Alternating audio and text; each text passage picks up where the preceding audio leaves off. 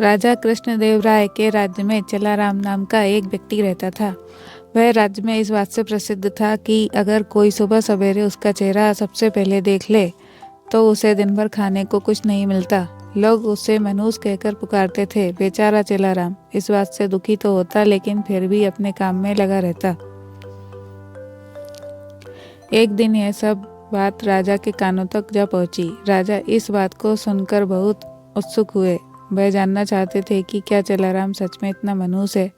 अपनी इस उत्सुकता को दूर करने के लिए उन्होंने चेलाराम को महल के हाजिर होने का बुलावा भेजा। दूसरी ओर चेलाराम इस बात से अनजान खुशी खुशी महल के लिए चल पड़ा। महल पहुंचने पर जब राजा ने उसे देखा तो वे सोचने लगे कि यह चेलाराम तो दूसरों की भांति सामान्य प्रतीत होता है। यह कैसे दूसरे लोगों के लिए मनुष्यत का कारण हो सकता है। इस बात को परखने के लिए उन्होंने आदेश दिया कि चेलाराम को उनके शयन कक्ष के सामने वाले कमरे में ठहराया जाए। आदेश अनुसार चेलाराम को राजा के कमरे के सामने वाले कमरे में ठहराया गया। महल के नरम बिस्तर, स्वादिष्ट खानपान व राशि ठाट बाट को देखकर चेलाराम बहुत खुश हुआ। उसने भरपेट खाना खाया और रात को जल्दी ही सो गया। अगली सुबह जल्द ही उसकी आंख खुल गई, लेकिन वह बिस्तर पर बैठा रहा। इतने में राजा कृष्णदेव राय उसे देखने के लिए कमरे में आए। उन्होंने चेलाराम को देखा और फिर अपने हर रोज के जरूरी काम के लिए चले गए। उस दिन संयोग बस ही राजा को सभा के लिए जल्दी जाना पड़ा, इसलिए उन्होंने सुबह का नाश्ता नहीं किया। सभा की बैठक दिन भर इतनी लंबी चली कि सुबह से शाम हो गई, लेकिन राजा को भोजन करने का समय न मिला। थके हारे भूखे राजा शाम को भोजन के लिए बैठे ही थे कि परोसे हुए खाने में मक्खी पड़ी देखकर उन्हें बहुत गुस्सा आया व उन्होंने भोजन न करने का निर्णय किया। भूख व थकान से राजा का बुरा हाल तो था ही, ऐसे में गुस्से में आकर उन्होंने इस बात का दोषी चेलाराम को ठहराया। उन्होंने स्वीकार कर लिया कि वह एक मनहूस व्यक्ति है तथा जो कोई भी सुबह सुबह उसका चेहरा देख ले तो उसे दिन भर अन्न का एक निवाला भी नसीब न होता। उन्होंने गुस्से में आकर चेलाराम को मृत्युदंड की सज़ा सुनाई और कहा कि ऐसे व्यक्ति को राज्य में जीने का कोई अधिकार नहीं है।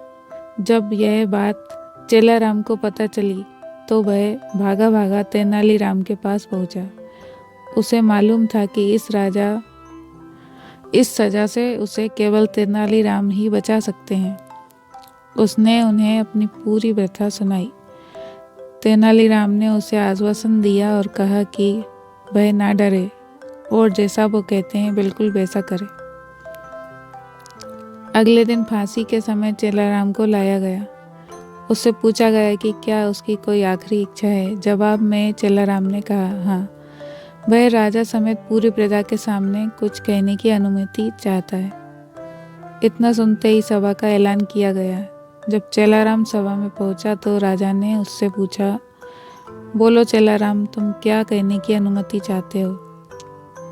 चेलाराम बोला, महाराज, मैं केवल यह कहना चाहता हूँ कि अगर मैं इतना मनहूस हूँ कि जो कोई मुझे सुबह देख ले तो उसे दिन भर भोजन नसीब नहीं होता, तो आप भी मेरी तरह एक मनहूस हैं। यह सुन सभी उपस्थित लोग भौचक्के के रह गए और राजा की ओर देखने लगे। राजा ने भी क्रोधित स्वर में कहा, तुम्हारी ये मजाल, तुम ऐसी बात कैसे और किस आधार पर कह रहे हो। चेलाराम ने जवाब दिया, महाराज, उस दिन सुबह सबसे पहले मैंने भी आप ही का चेहरा देखा था और मुझे मृत्युदंड की सज़ा सुनाई गई। इसका अर्थ तो ये हुआ कि आप भी मनहूस हैं। जो कोई सुबह सबसे पहले आपका चेहरा देख ले उसे मृत्युदंड मिलना तय है। चेलाराम की बात सुनकर महाराज का गुस्सा शांत हुआ और उन्हें यह एहसास हुआ कि चेलाराम निर्दोष है। उन्होंने शीघ्र ही उसे रिहा करने का आदेश दिया और उससे माफ़ी मांगी। उन्होंने चेलाराम से पूछा कि उसे ऐसा कहने के लिए किसने कहा था। चेलाराम ने जवाब दिया, तेनालीराम के अलावा कोई और मुझे इस मृत्युदंड से नहीं बचा सकता था, इसलिए मैंने उनके समक्ष जाकर अपने प्राणों की गुहार लगाई थी। यह सुनकर महाराज अत्यंत प्रसन्न हुए और उन्होंने तेनालीराम की खूब प्रशंसा की। उसकी बुद्धिमानी को देखकर महाराज ने उन्हें रतन जड़ित सोने का हार इनाम स्वरूप दिया। कहानी से सीख मिलती है कि तेनालीराम की इस कहानी से हमें ये शिक्षा मिलती है, बिना सोचे विचारे हमें किसी की भी बातों में नहीं आना चाहिए।